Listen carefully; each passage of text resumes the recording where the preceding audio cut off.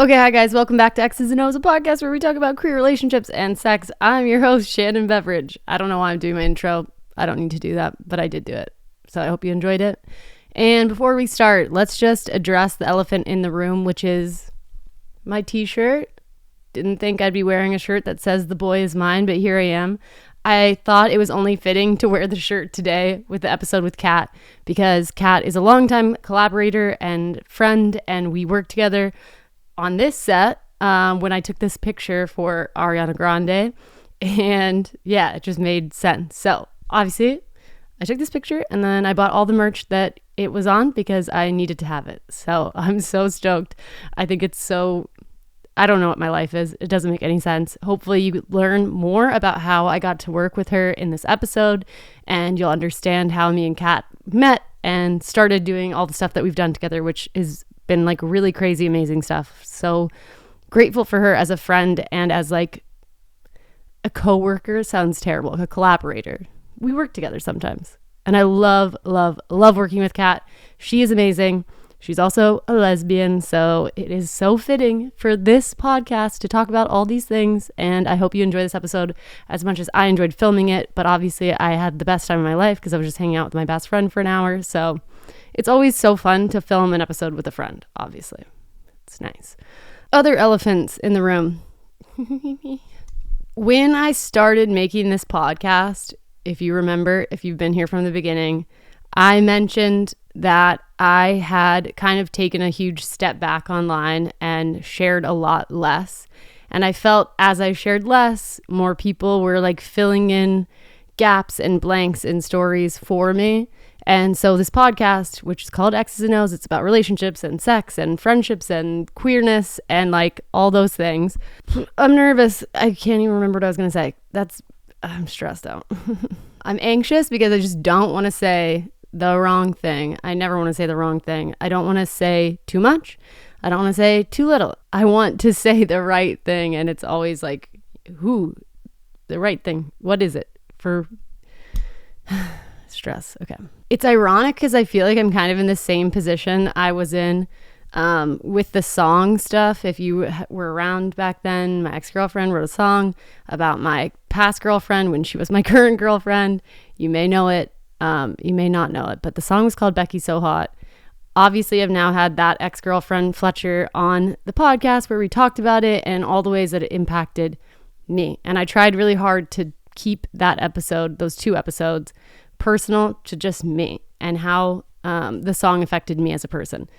Obviously, there was a whole other person that was affected deeply by that song. Obviously, her name is in the song. And just like, it's crazy because it's just like with the song, when the song came out, I didn't know what to do. And I didn't know how to talk about it because I felt like if I did talk about it, it would draw more attention to the song. If I didn't talk about it, it was drawing more attention to storylines that I wanted to like stand up for myself. I wanted to stand up for my partner at the time. Like I wanted to do all these things and I didn't know what to do. I did not know what to do.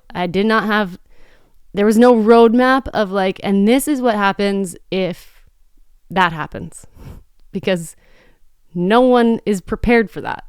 No one thinks that's gonna happen. Even when you date an artist, you think, oh, there will be songs about me. I did not know what to do in that situation when there was a song about her. Did I do everything right? No way possible. No way possible. Am I doing everything right today? Absolutely not. Definitely not. Never gonna be doing everything right. But I am doing my best, and I was doing my best then. Anyway, all of this to say, when I had the podcast episode with Carrie Fletcher, obviously we spoke for our own perspectives. I was like, I don't want to bring in this third party because I want her to be able to talk about it herself if she wants, ever. She did finally get to share her side of the story. I think that she deserved to do that. She deserved to have her side told, and I'm glad she did it when she wanted to do it, how she wanted to do it, with whoever she wanted to do it with. Like, that was her prerogative 100%, and she had every single right to do it. Also, if you've been keeping up with this podcast, I think we're like almost into like the 40s of episodes. I don't know. That can't be true. Are we in the 30s? Anyway, if you've been keeping up with this podcast, then you know I have done my very best to not talk about any person directly unless it was public knowledge. Like everything I've said, I've tried my best to speak about indirectly. Obviously, a lot of things have impacted me, and like things I talk about indirectly, things get brought up a lot. But I do try my very best to be respectful and not to share any information about like past partners that wasn't already public knowledge. There were some things that came out of this conversation that were things I have not talked about that relationship. And like, I don't intend, even though I have this podcast, there's a part of me that's like, I should talk about it. I should talk about like, you know, my side of that story too.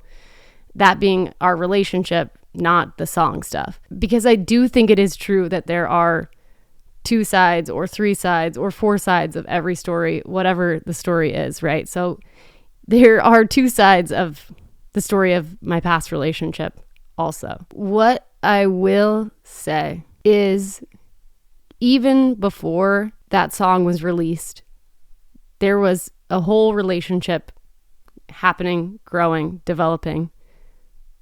And I 100% contributed to negative dynamics in my last relationship. There were tough things happening within that relationship, regardless of outside forces. And then there were also outside forces. The song being just one of those things. My past relationship being just one of those things. The internet being a huge part of that. And the internet was not that kind all the time. But I also contributed to a lot of negative dynamics in that relationship. I'm not going to expose any other things that weren't already talked about publicly, even today. This is so hard to talk about and not talk, like it's so hard with the filter of not saying everything because you can't really. I think there are 2 pretty major takeaways from the relationship part of my ex getting to share her side of the story. Those 2 things being, 1, I waited like 10 months to make our relationship official.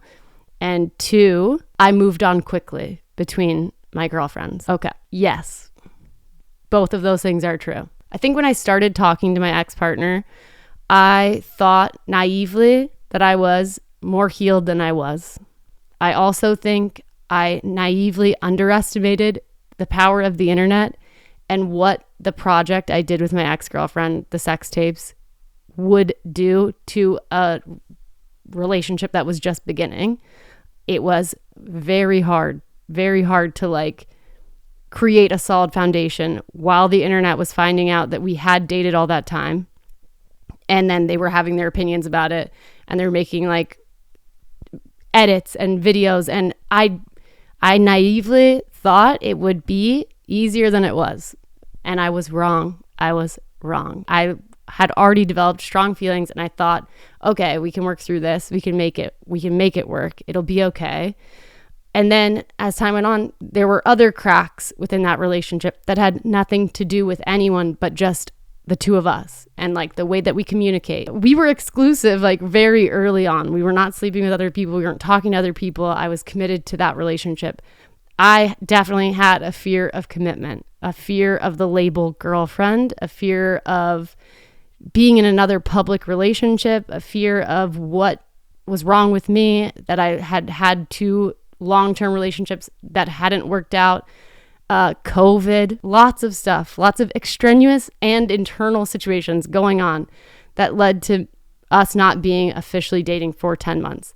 I regret that I made that decision because I think it created so much anxiety, and I paid for that for the rest of our relationship, and I felt guilty and bad about it forever because I don't think I gave us a fighting chance by doing what I did, by waiting that long to become official. The way that I handled that was wrong, but I was dealing with so much anxiety, bad coping mechanisms, and a million other things. I'm not a perfect person. I'm not a perfect girlfriend. I never have been. If I've ever led anyone to believe that I was trying to portray myself as such, I'm sorry, because I'm not. I am a person. I am just a person walking around. This is my first time here too. I'm trying my best.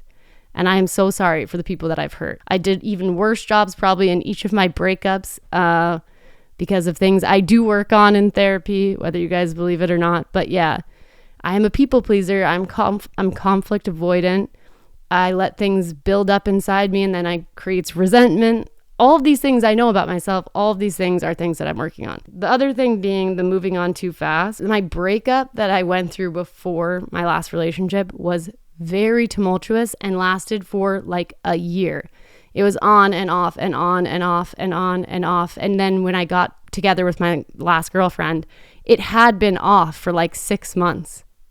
But it's so confusing because obviously there was like nuance. It's not a black and white situation. It was not a black and white breakup. I regret so many things about it. So many things that I did. I regret so many things I did. And I am so sorry for so many things that I did. Just as far as like commitment and timing and the internet and my ability to like see things with 2020 vision, because I was not probably in the right place or ready to get into a relationship. I think if anything, I just want to say like my internet platform, my persona, my who I am, the content I'm making, what I want to make and what I hope to create is representation.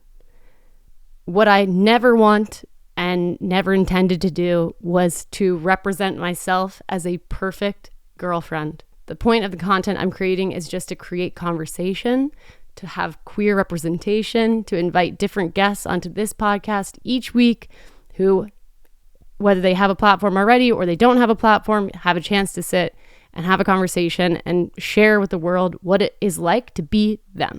Okay, mental health check this week. I will say, obviously alluded in the last 2 weeks that my mental health was not that amazing. Obviously, that is directly tied to some of the discourse that's been going on about me online and just feeling like the stress of wanting to stick up for myself, or like knowing that people don't know the whole story and wishing I could tell, but also knowing it's not worth it. And also knowing like the internet lasts for like 2 weeks and everyone will be talking about something new next week. And there's this fine line of wanting to be like, but you guys, and then being like, but if I say anything, I'm just adding to the noise and it will last longer. It is a very unique situation and position to be in for hundreds of thousands of people to hear stories about you, to know things about you, to have songs written about you, to have any of this stuff happening.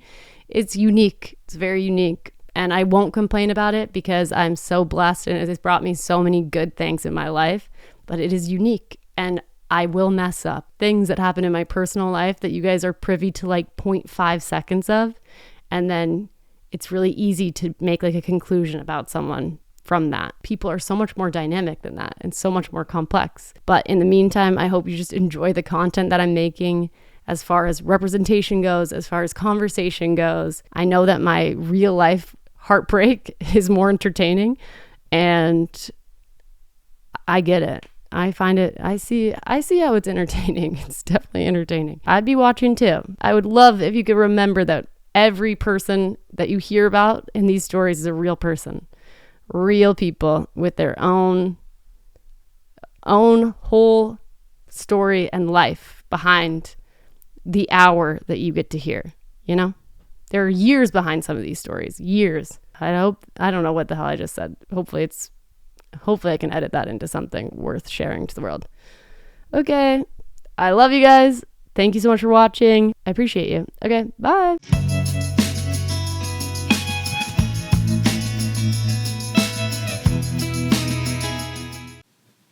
I'm going back now.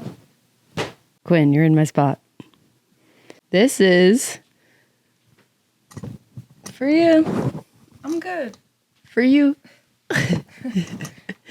For you, girl. Thank you. Now what? Say gay rights.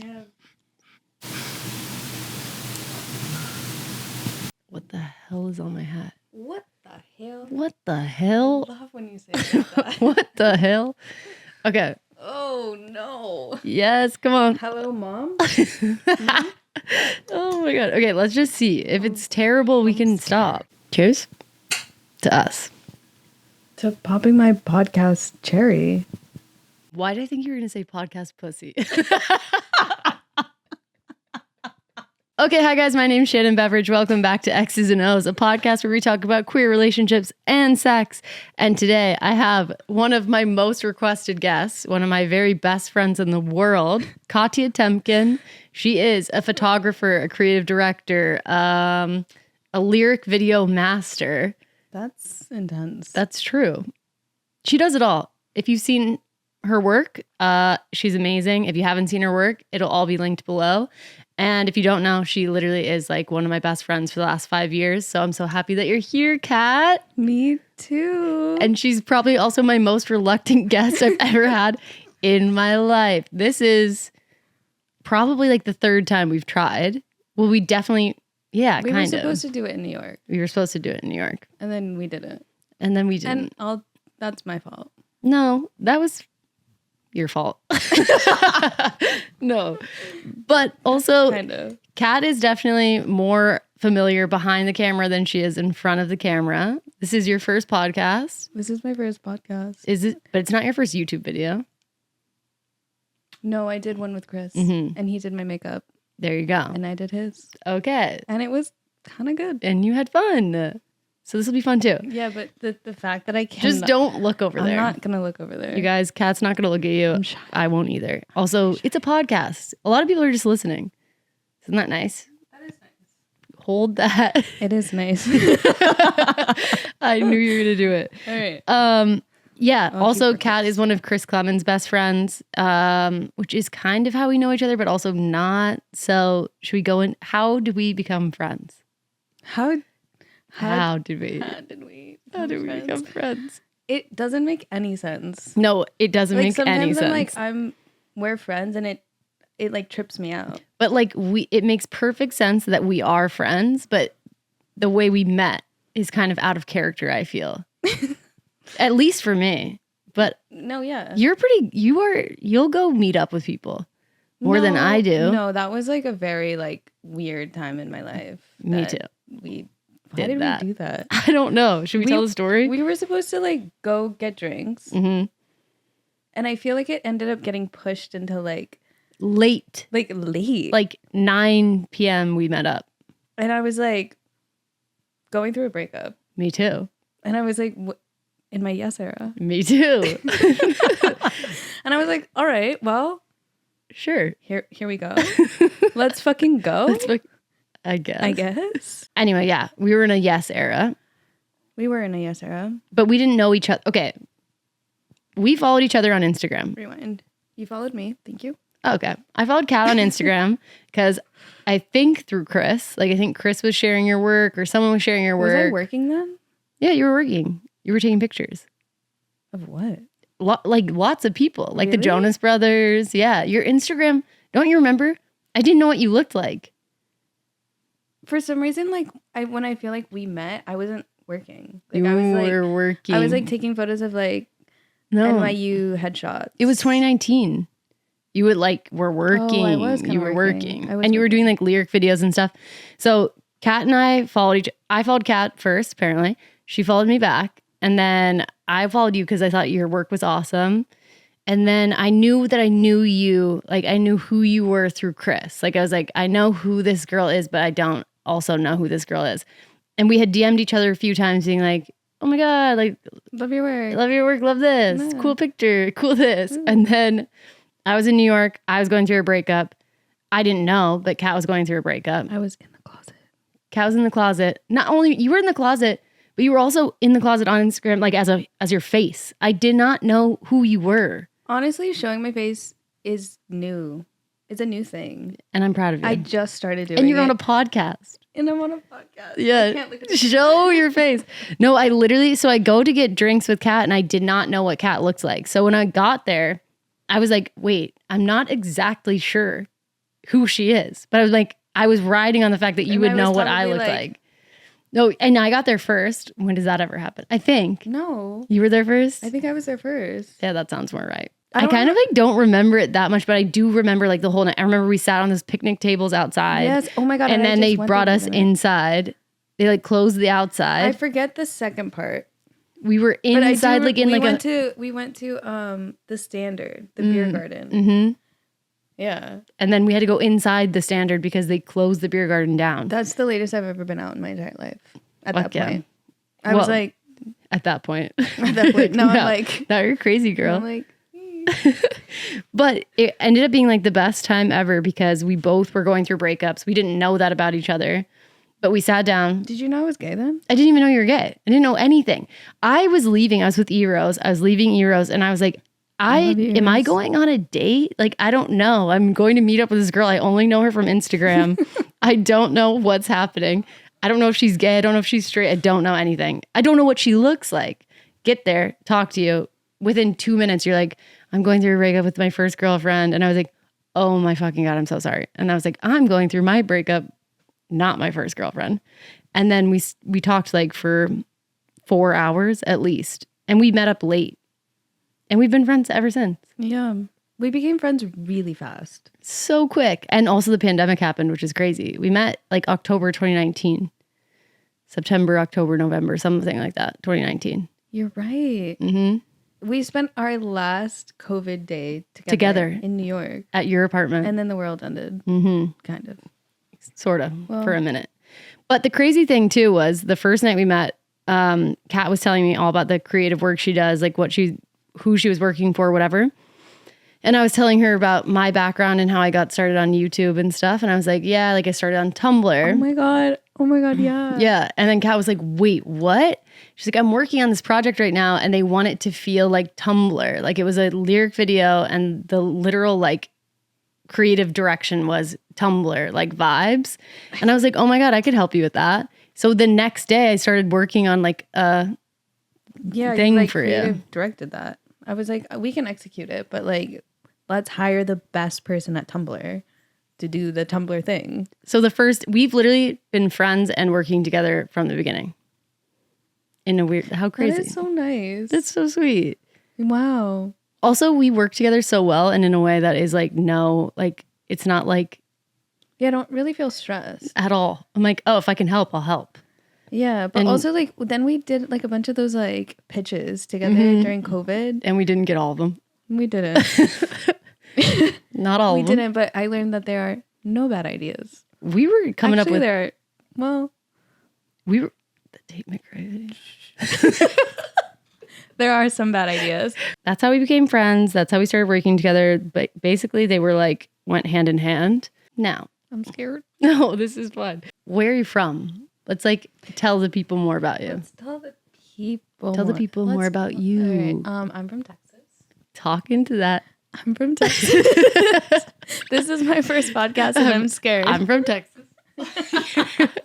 Who you handing the mic to? I'm from Texas. Me too, if you don't know. But we're from 8 hours away from each other. Isn't that crazy?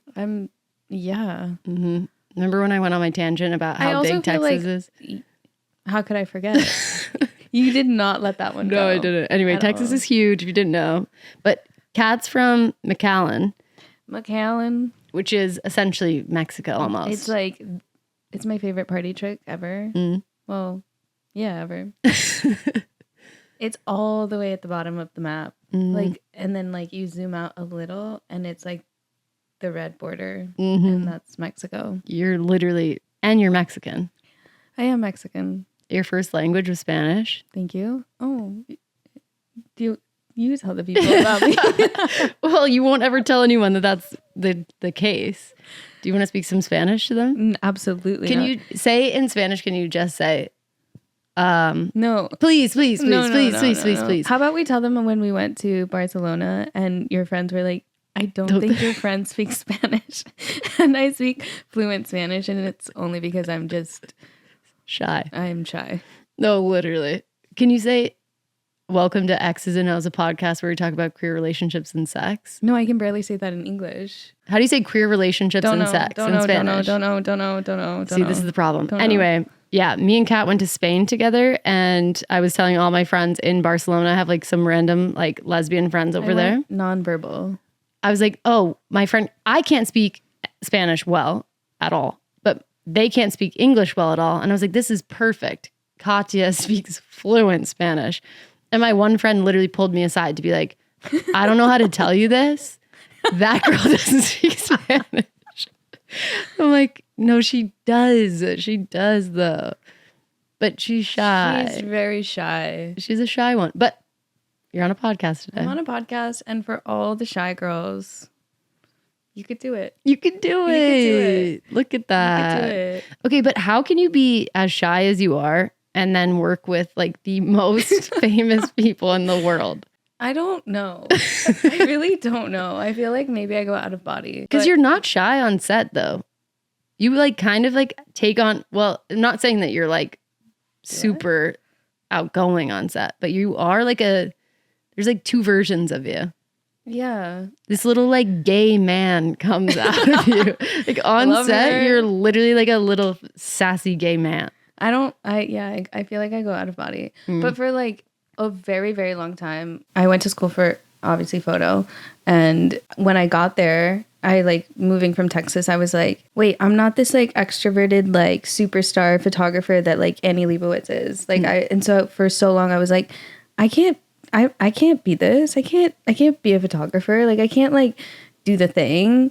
And I like convinced myself that I was going to be an editor and like a retoucher, and I like became an intern for like the retoucher at SNL, and like went into like Broadway videos like Post House, because I was like, I'm not like this like certain type of person to become this role. But you are. But shy people can do it. You could do it. And I wish I knew that.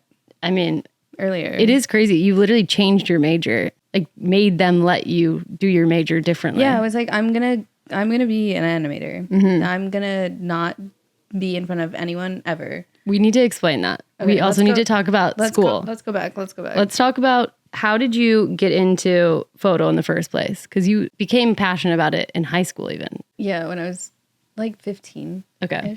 Yeah. You've heard this. Yeah. But tell them. When I was 15, my mom wanted to throw me this like big like quinceañera. Yes. She knows me so well. She's like, she's not going to say the word. Not going to say it. She's like, this is why my friends didn't think you speak Spanish. Yes. And instead of having that, I was like, that thing. You're so cute. Instead of having that, I would much rather you buy me a professional camera. I don't know like what possessed me. I was like, just anything. I'll have that. I'll have her. To not have the attention also, I'm sure. And I got a camera, and then after that I was like, I'm going to be a photographer because I hate everything else. I went to a magnet school that was only engineering and science. Oh, really? So all of my... I knew that, but I don't know why I'm acting shocked. I'm like, oh, really? We love Tell me more. We love a host. All of my electives were... math and science, kind of, like computer programming. Which kind of is crazy because obviously it did come in handy later. And like we had like these like little circuit boards that we would like hard wire things to like, I don't know what I was going through, why I wanted to go to that school, but here we are. No electives, no art. Well, there was an art class, but I didn't take it. It was like art AP 101. That was the only thing. There was like no like cheerleading or football or like theater. What the hell? What the doesn't hell? sound like, that doesn't sound like Texas at all. What the hell? What the hell? Yeah, and then when everyone kind of realized that I wanted to be a photographer at the school, they were like, that's kind of random. But I had like besties who were like, let's do little photo shoots together, and we would like shoot in like high school. Yeah, like, in high school too, like if you owned a camera, people were like, the girls who wanted their picture taken would let you know that they wanted their picture taken. This is my baby. That is a baby. Twins here, if you are just listening. Yes, so I applied to a bunch of Texas schools and like random schools, and I got rejected from all of them. That's so crazy. Including TCU. Thank you. Not the TCU shade, but also, the but TCU like, shade. Shade. Also, like, how? Everyone gets in. Everyone gets in. I got rejected. Did you, but you applied as a photographer. Like, you applied to photo school for everyone? I really don't remember what I applied for, but I remember getting like a rejection. No, thank you. Perfect. But NYU is the only school I got accepted into, which is wild. Bizarre. And also in their photo program, which is only what, like 40, we got 50 people? My freshman year class was 30 kids. Only 30 kids got accepted. And I was like, are we sure? But that's great. Okay, NYU's onto something because they actually crushed with your class. They got all the people. They're like, 2016. you're going to be a star. You're going to be a star. Oh, Maggie Rogers will take you. Katia Temkin will take you. Chris Clemens, you come too. Cami Mendez. Cami. There's literally every one. Fletcher. I was like, are you gonna do we name drop her? Yeah. But literally NYU, that grade has so pumped out so many successful people. Yeah. And that's Lauv. Yeah. Right? Yeah. Crazy. Yeah, there's been a lot of people from that class. Yeah. Not just the school, no, that 2016. class. The 2016 class is insane. And then you got in. But it is crazy because you got in for photo. I did get in for photo. And then I hated it. You were like, I can't be a photographer. And then you convinced them to let you do animation as your like final project. Well, they were like, I was like, I hate this. I have to be behind everything. And I wanted to learn animation. And they were like, and I tried to get into the animation program, but they were like, you can only start taking animation classes if you want to transfer into the film program your senior year. And I was a freshman and I was like, that makes no sense. Bet.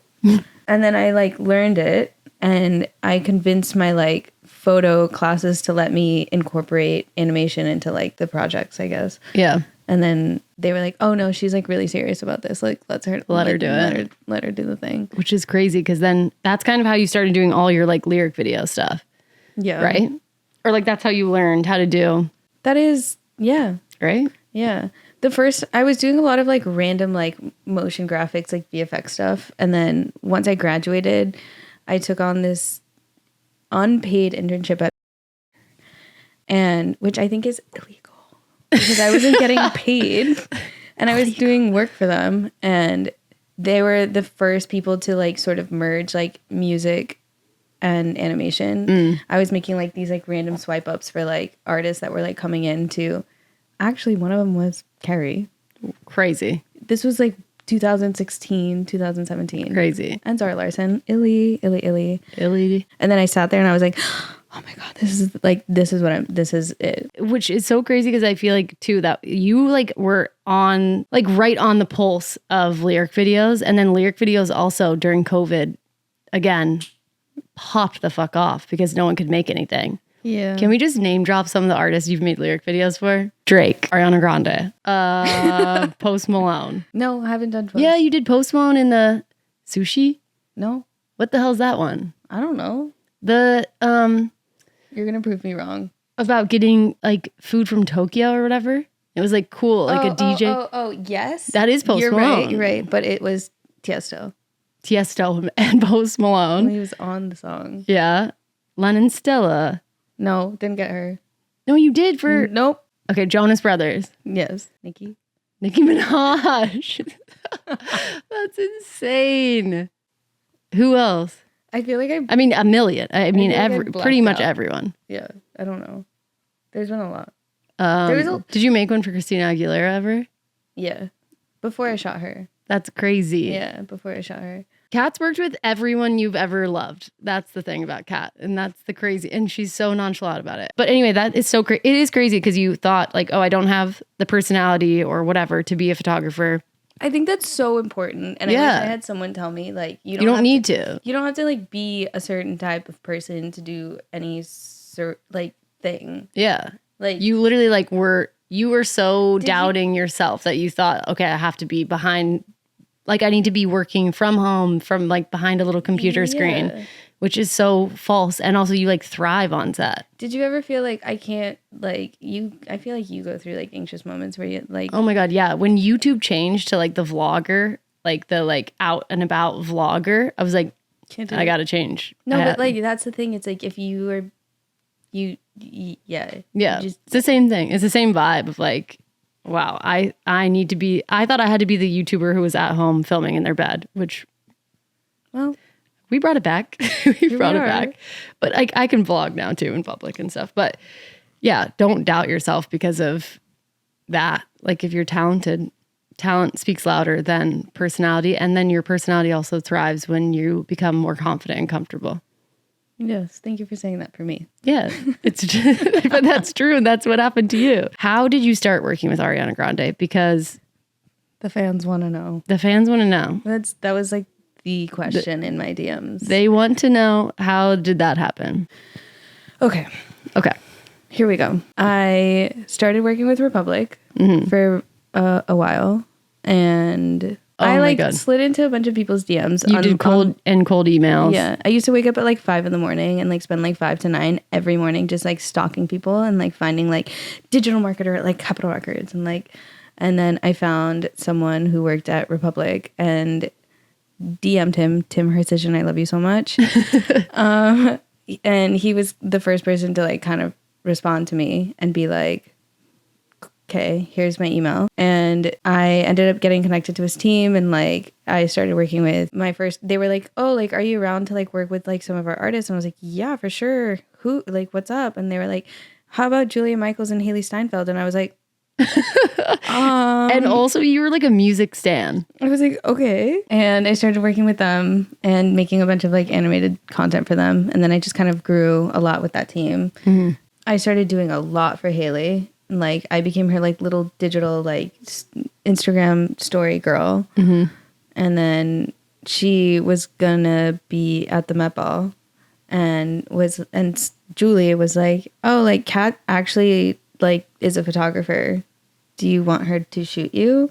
And Haley was like, great, let's do it. And that was like my first time shooting Haley Steinfeld or like any celebrity of that caliber. Yeah. And it was because of animation. Because I was her like little like digital girl. Animate my Spotify canvas. That's crazy. Yeah. And then the pictures are awesome.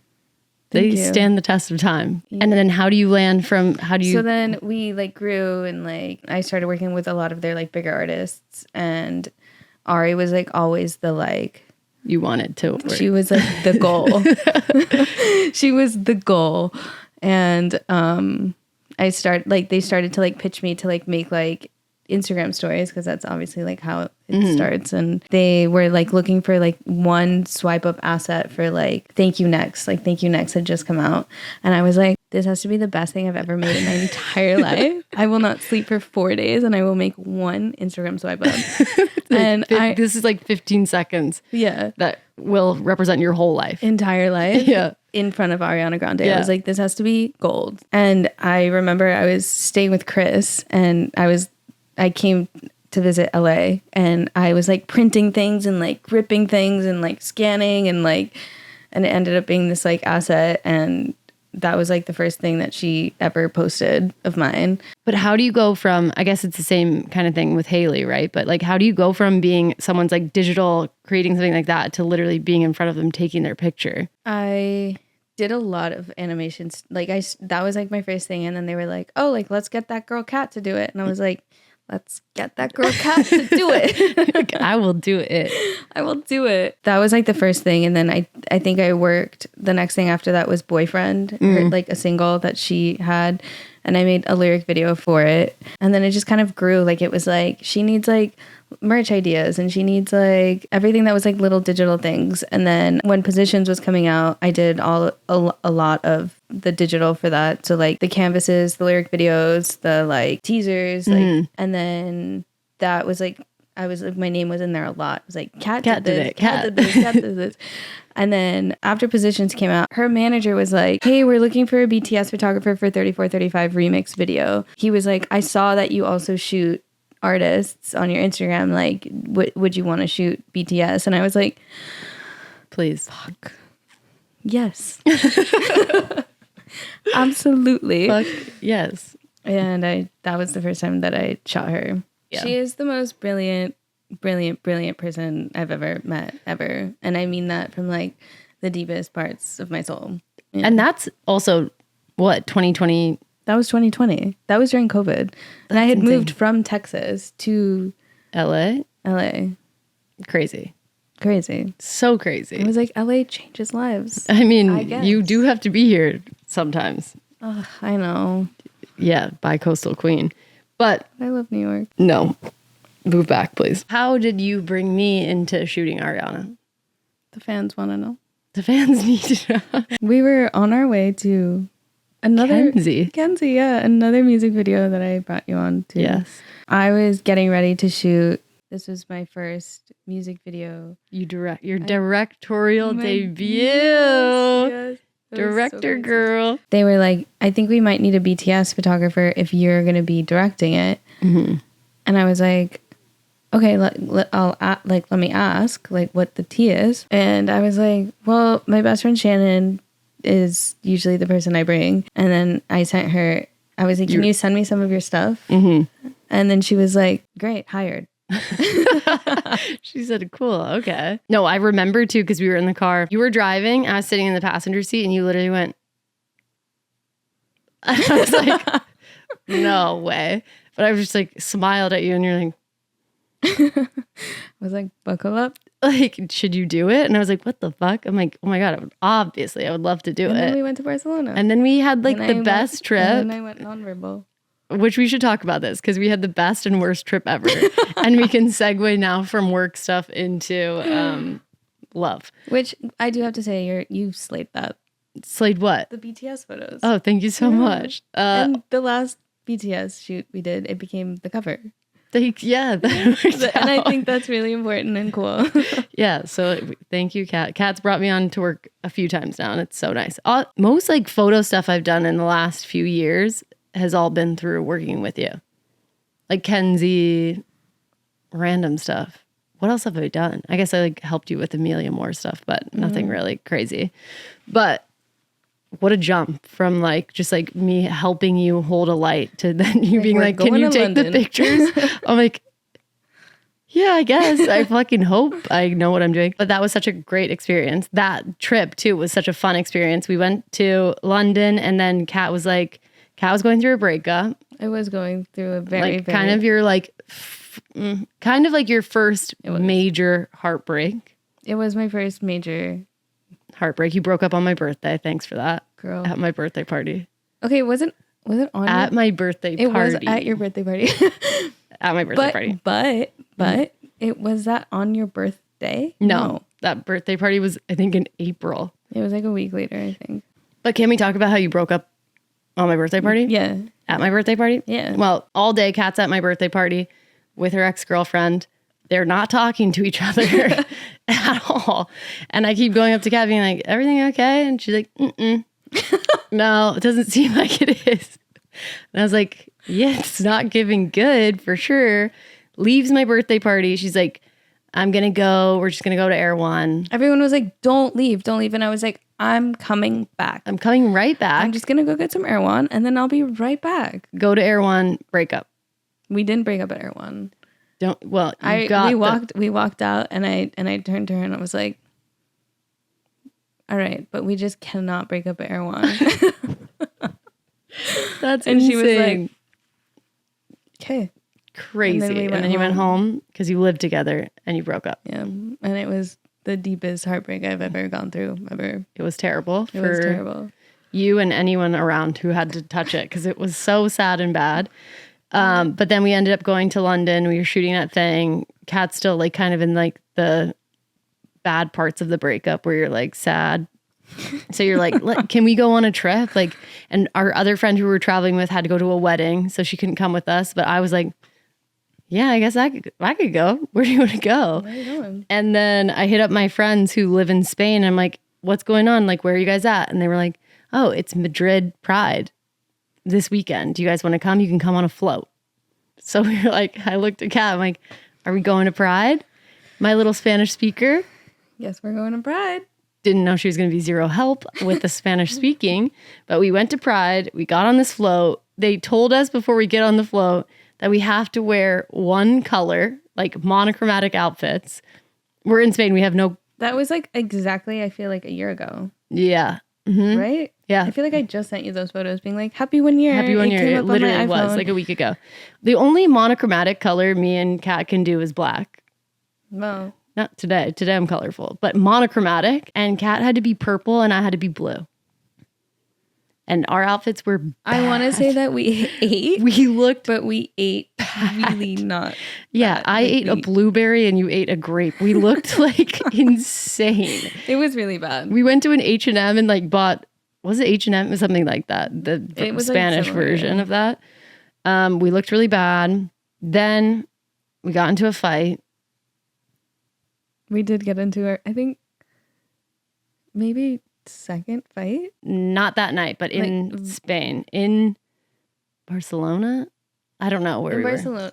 In Barcelona, because it was our second to last night after Madrid. And that trip was rough because you were so sad. So like we would go out and get drinks and then you would just like start crying.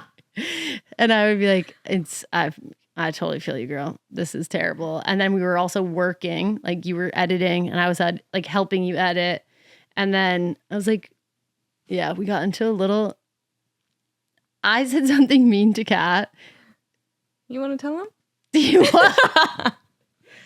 Okay, I will tell them. Because also, remember when we made a TikTok together and it was like, who's the meanest? And it was me, you, and Vanessa and Shannon maybe that did it together. Yeah. And you guys all pointed at me. And then all the comments were like, Shannon's not the sweet girl I thought she was. The only time I look at the camera, Shannon is the nicest person I've ever met in my entire life. I would die for her. No, okay, first of all, I was the closest to all of you. Yes. Pretty much. Unless, I think Shannon was between Vanessa and I. I just met Vanessa and Shannon. Yeah, so like obviously you were going to point at me. But also, this was a mean thing that I did. Basically, Kat was having to work a lot while we were on the trip. And I was like, Kat, you wanted to go on a trip. Like, turn your phone off. Okay, another thing that we should discuss is like, it's very hard to have a work-life balance when your work life is something that you very, very deeply enjoy. Totally I was like heart eyes. This is like, I was like, all I could think about. It's like all I wanted to do. I just wanted to edit the video. I just wanted to work on the thing. Like I was just like, so like, yeah, it was like obviously work, but like, I was like, I don't care that I'm in Barcelona. I want to fucking work on this video. Yeah, totally. So true. It's a great problem to have in some way. When your work is something you love and it's your passion, it's way harder to create boundaries around it. That part. And so basically this one night we went out and Kat was like, I have to go home. I have to go edit, whatever. And then I basically like called you out on, I was just like, how long has your work-life balance been this off? Because when you're friends with someone as an adult, we hang out a lot when you're in LA, when you live in LA. But like, obviously then there's a lot of time when we're both like working, whatever. I didn't know to the extreme of like how often you were like, and now I have to work. So when you're on a trip with someone for a week, I was seeing the intricacies of your life and I was like, oh my God, girl, you need a little bit more boundaries with your life part of the work. And that's with you were correct. Yeah. That was correct. Because I was also like, you're on a trip, you're in Spain and you're like, I need to go home to export this thing. And I'm like, do you though? Do you right now? Like you don't have to. And you're like, no, I have to. I asked Kat, how long has your work-life balance been this off? And she was like, for a few years. And I said, a disclaimer earlier in that day, like I might have to cut this out. 4 hours. We were on this like rooftop and I was just like, we were just sitting there and I just like started crying because I was like so sad about my breakup. And I was like, it was bad. This was bad. And I said, how long has your work-life balance been this off? She said a few years. And then I said, I feel like I probably would have broken up with you too. Which is okay, fair. No, it was so, the timing, the delivery, just like, all of it was not good. The main thing that was like very upsetting was like, that was not an issue in my relationship with us. It was just like not, that was like, it wasn't even a problem. It was not a problem. Like she was like the most like, work all the time. Of course, girl, like do your thing. Like that was like not an issue. Like it was like a very supportive like environment around that. So when you said that, I was like, the one thing that I had going for me is like, it's just I'm literally gonna have to edit this out. But I think that truly at the end of the day, where I was coming from was like a place of concern for you, yes, you. And also I think, by the way, I think you were really diving into work way harder at that time too, because you were heartbroken. Like you were working to an extreme where I was like, Kat, you have to put your phone down. Like you have to Kat, you have to return to your body. Yeah. I literally was like, look, around.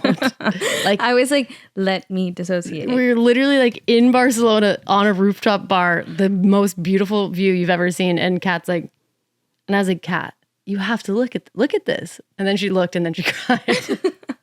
So, you know. Okay, it was a tough time. It was a tough time. But we and made that it was through. that was I have been known to sometimes give like bad feedback or harsh feedback. Like it was coming from love. But that was not nice. It's all right. Anyway. And then we had a really good day the next day, and it was great. Totally. That trip was also enlightening for me in a time of my life and like my relationship life of realizing there was also something off in my balance of my life because I was there on that trip feeling very like, oh my God. I feel like a lot less stress. We have like very linear lives. I feel like we were like going through breakups when we first met. And then we kind of like went through a second breakup. Then we both started dating. Same time. Yeah. Did the same thing. And then we both kind of broke up. You were a little bit later, but like not far. And also, I almost started before you. Yeah. Like, and then we both kind of started dating at the same time. Yeah. Yeah. Okay. So are you dating? I am dating. Katia. You're dating. How is it going? Also, we didn't even discuss this, but how do you identify? I'm a lesbian. Woo! We love lesbians. You just asked me this like yesterday. You were like, I know. Is you dating? Are men off the table? No, you were like, by you dating this person, are you like in the clear? Does she make you feel like a lesbian? And I was like, well, yes. I am lesbian. Yeah, I am lesbian. Well, because I dated men. We have to check in every once in a while. And also, sexuality is fluid. You're right. People can feel one way one day and one way the next, and all of that is fine. But yeah, I was like, how are you feeling today? Lesbian. And you're dating? Yes. Girls. A girl. One girl. Exclusively. And you're also bi-coastal right now. So you're dating in New York. Yes. Yeah. But you also lived in New York for a long time. Yeah, I missed it. How does it feel like being bi-coastal, dating someone who lives in one of those cities?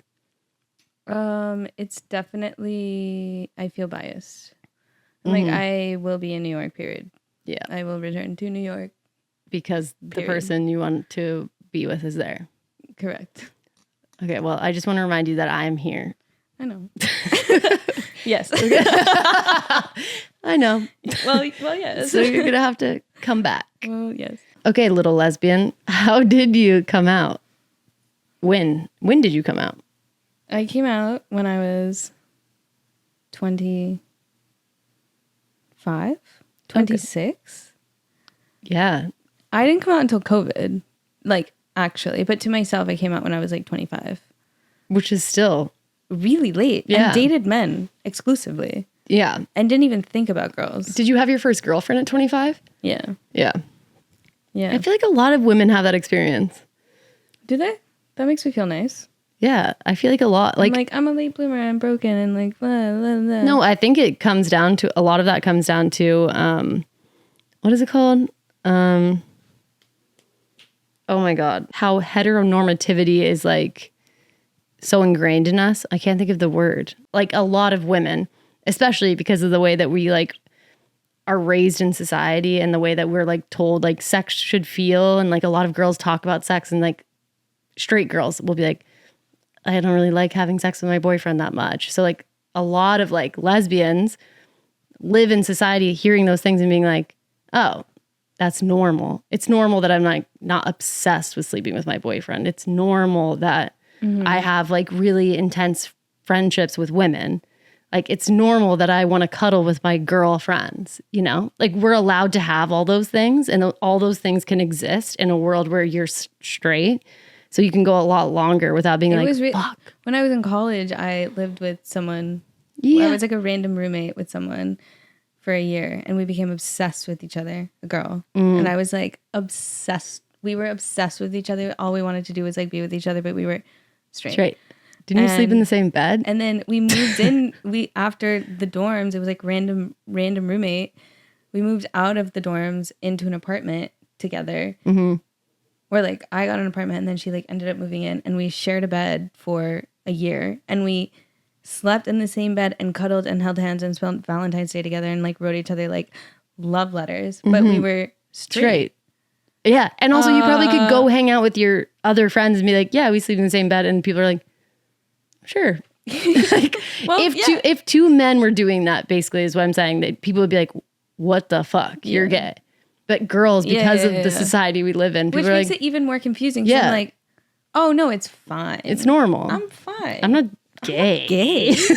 I don't like her like that. I'm fucking gay. No. You're like, I'm a lesbian. Yeah. Yeah, that is crazy. But you didn't come out to yourself till you're 25? Yeah. Was that when you had your first girlfriend? Yes. And then you got your second girlfriend at 26? The math isn't mathing, is it? The math is not mathing. I don't know. But it is kind of. When was I? Whenever 2020 was. I don't know how old I was. You'll turn 30 this year. I will turn 30 this year. Forbes, you have a second. We have a few days. Forbes, you have very little time. I came out during COVID. I moved to Texas, and I was living with my parents, and I was obsessed with this girl, and we were like on the phone all the time, and obviously like my mom, I feel like knew. And one day I was like, Mom, I'm a lesbian and she's coming. So that as a soundbite. Welcome. Mom, I'm a lesbian and she's coming. She's coming. What? Yeah. You're welcome. That is a soundbite. Oh my God. And what did your mom say? She was like, okay. Like, chill. It was like so chill. Yeah. And then I was like, but how will I tell Dad? And she was like, I don't understand why you have to tell him anything. Just like live your life and like call it a day. And I was like, period. And that's what we did. Anya would say that. Should we talk about sex? What do you want to know? Like, are you ready for that? No, I don't know. It's hard because I know you so well that I'm like, I don't want to like put you on blast for stuff. Have you always enjoyed sex? What a segue. No. No. The term demisexual is like new, that I just learned after my breakup, that I didn't realize was a thing. Someone was like talking about it, and I was like, oh, I understand that. Like, I feel like I'm like way more connected to a person if I'm like emotionally attracted to them, which is like a new thing that I'm learning. Can you define demisexual? Do you know the actual definition?